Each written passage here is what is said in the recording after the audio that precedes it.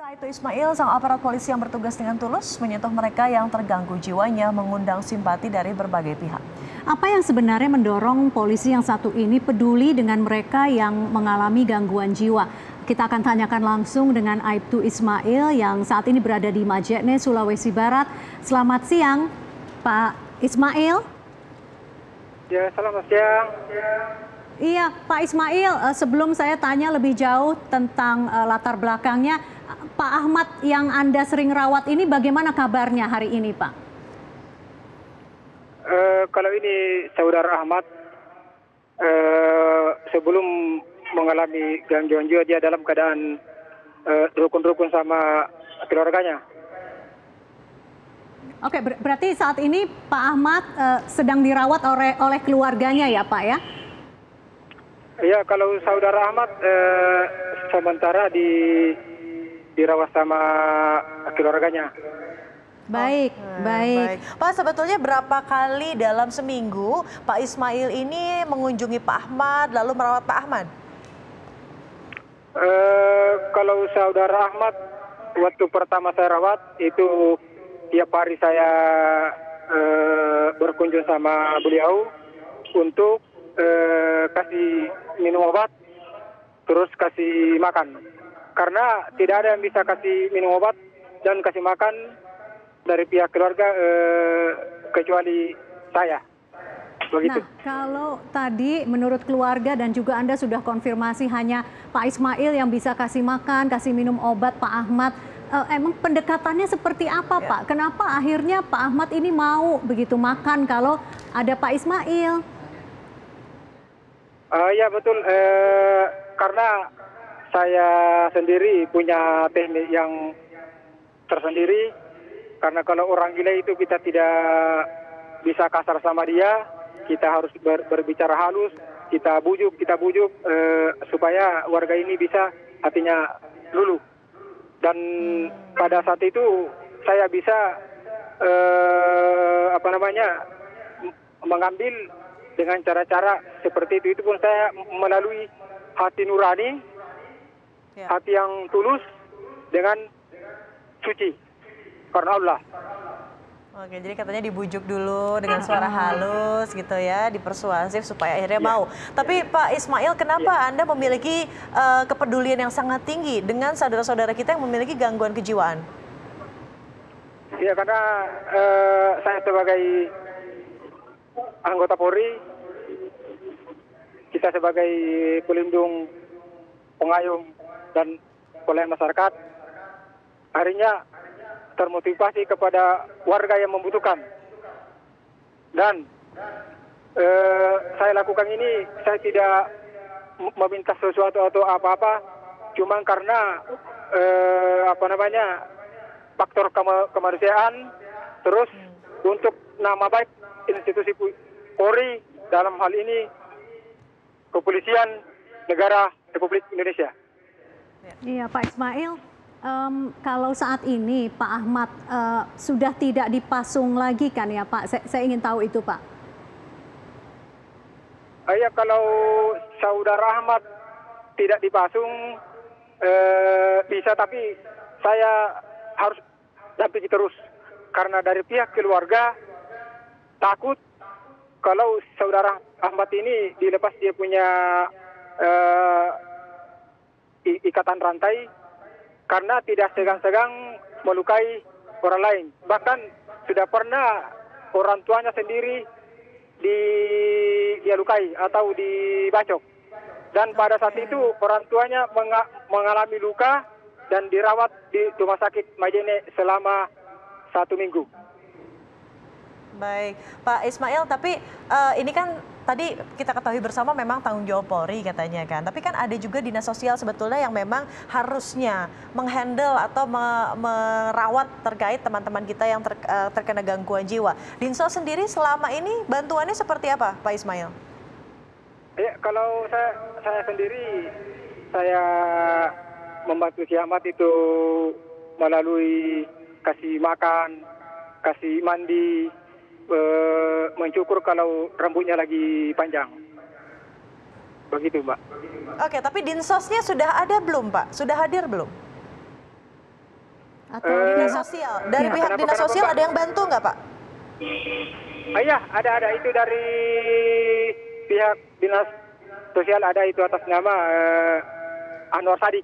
Bahkan itu saya sama-sama ke Makassar atau di rumah sakit jiwa pada saat si Ahmad dibawa ke rumah sakit jiwa.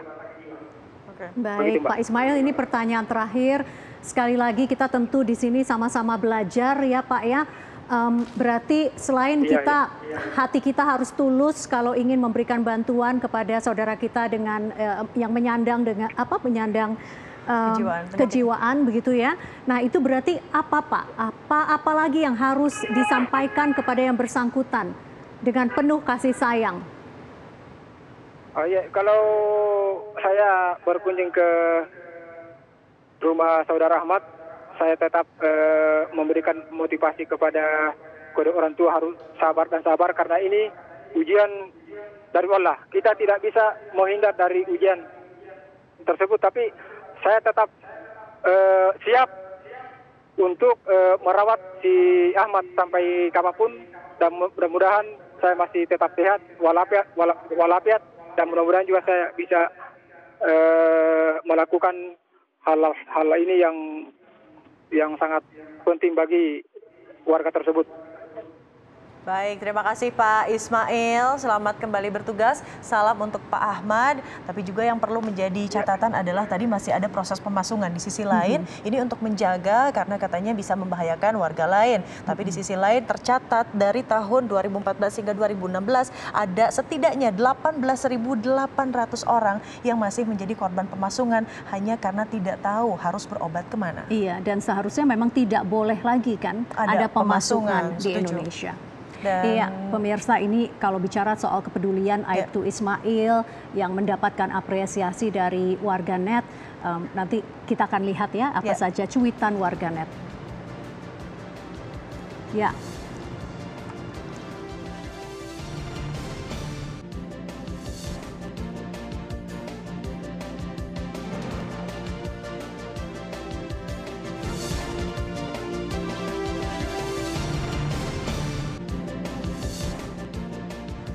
Pemirsa, kisah warga di Pasung bukan cerita baru. Padahal sejak tahun 1977 sudah ada larangan pemasungan bagi orang dengan gangguan jiwa. Ya, penanganan seperti apa sebetulnya yang paling tepat yang seharusnya dilakukan pada mereka yang mengalami gangguan jiwa? Kita langsung tanyakan pada psikolog, ada Talisa Carmelia melalui sambungan Skype. Selamat siang, Talisa. Selamat siang, Mbak Lydia, Mbak Kiki. Iya, Talisa, jadi formula apa sih sebetulnya untuk menggantikan pemasungan yang lebih efektif? Satu, menjaga keselamatan orang-orang yang merawat orang dengan gangguan jiwa ini, juga tidak menambah depresi terhadap orang yang memiliki gangguan jiwa. Talisa. Oke, jadi untuk gangguan jiwa itu sendiri kita harus mengerti sebenarnya gangguan jiwa itu seperti apa. Karena gangguan jiwa itu sendiri didefinisikan sebagai gangguan yang mempengaruhi cara orang berpikir, berperilaku, dan juga beremosi. Jadi kita harus memahami dulu sebenarnya apa sih yang dialami dengan individu tersebut. Kemudian memasung itu bukan cara yang paling tepat untuk menangani kasus seperti ini.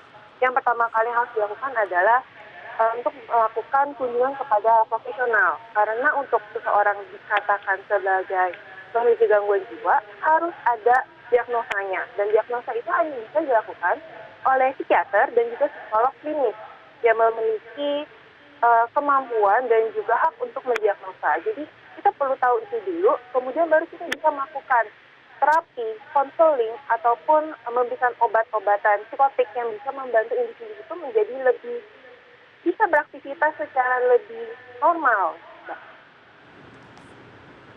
Iya, baik. Nah, kita tahu dari riset kesehatan dasar di sini ada sekitar 6% atau 14 juta orang yang mengalami depresi. Dan setiap orang itu mendapat perlakuan yang berbeda, treatment yang berbeda dengan segala latar belakangnya. Tapi dari pemantauan Anda, ya, bagaimana penanganan orang dengan gangguan jiwa di Indonesia secara umum? Apakah sudah masuk kriteria ideal atau jauh dari ideal? Jadi kalau untuk ideal atau tidak ideal, bisa saya bilang bahwa masih banyak di daerah-daerah di Indonesia yang masih penanganannya itu masih bisa dikatakan kurang ideal. Tapi tetap di beberapa kota besar dan juga di beberapa wilayah ada penanganan, ada psikiater, ada psikolog, ada dokter yang sudah sangat capable untuk menangani kasus-kasus seperti ini. Tapi mungkin pemerataannya memang belum rata, belum seimbang di Indonesia. Oke, Talisa, data Kemenkes juga menyebut tadi kan 6% penduduk Indonesia terindikasi mengalami depresi. Ini sejak usia 15 tahun. Ini data yang berbicara sebetulnya pemicunya kebanyakan dari kasus depresi ini apa sih? Oke.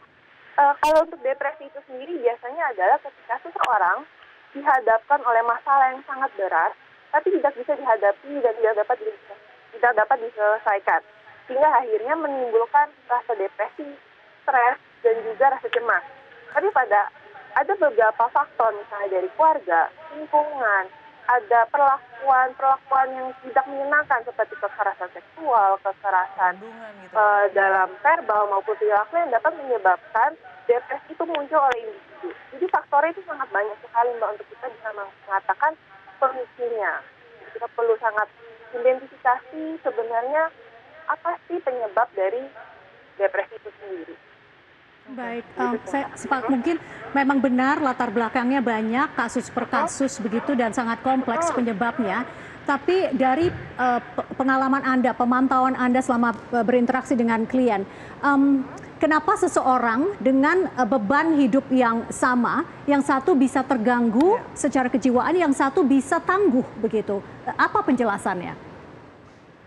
Yang bisa membedakan seseorang untuk berespons itu adalah pada individunya itu sendiri. Bagaimana dia dibesarkan, bagaimana nilai-nilai yang diterapkan dalam hidup, bagaimana dia terbiasa untuk menghadapi masalah, itu yang akan membedakan bagaimana mereka merespon, menyelesaikan maupun menghadapi masalah. Karena banyak individu yang tumbuh dengan cara yang berbeda, pola asuh yang berbeda, dibesarkan dengan pendekatan yang berbeda, sehingga ada yang menjadi sangat tangguh, ada yang menjadi sangat mudah untuk mengalami depresi ataupun merasa cemas. Jadi bagaimana mereka berkembang itu sangat berpengaruh. Oke, terakhir Talisa, ini apa sebetulnya yang perlu sama-sama kita lakukan untuk menekan data atau menekan angka dari ODGJ di Indonesia? Jadi untuk melakukan pencegahan itu harus dimulai dari preventif, promotif, dan juga kuratif. Untuk preventif dan juga promotif itu berfokus kepada memberikan informasi yang edukatif kepada masyarakat mengenai pentingnya kesehatan mental, mengenai bagaimana cara hidup yang sehat, bagaimana mengenali stres itu seperti apa, penanganannya seperti apa.